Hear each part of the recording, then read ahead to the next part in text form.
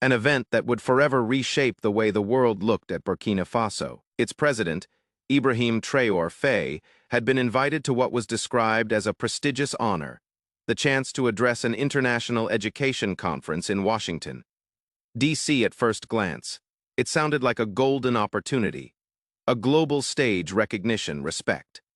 But behind the scenes, the invitation was anything but noble. It was carefully engineered by Jonathan Pierce, the White House's Director of Communications, with one clear objective: to humiliate Traoré before the world.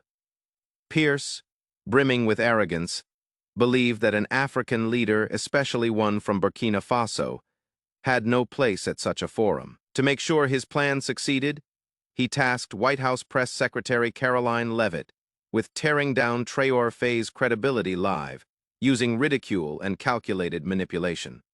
But what Pierce didn't understand was the quiet fire within Ibrahim Traoré. He wasn't just another politician chasing applause or Western validation. This was a leader forged in resilience, who had poured his energy into rebuilding his nation with authenticity and grit. He came not to play political games, but to speak truth.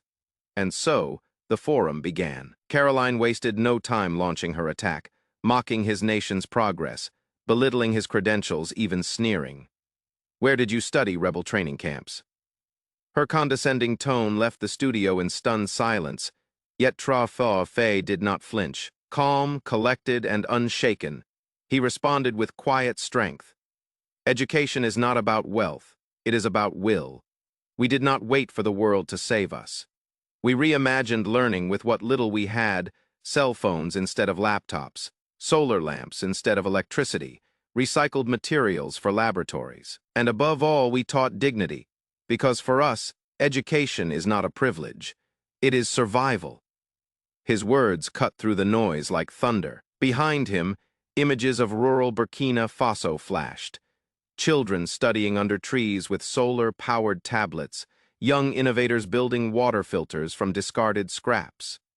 What Karoline tried to paint as poverty was, in truth, innovation and resilience in action, when she attempted to dismiss his nation's progress by pointing to Burkina Faso's historically low literacy rate. Ibrahim struck back, still calm, still unwavering. "In just 3 years, we raised literacy from 25 to 78%.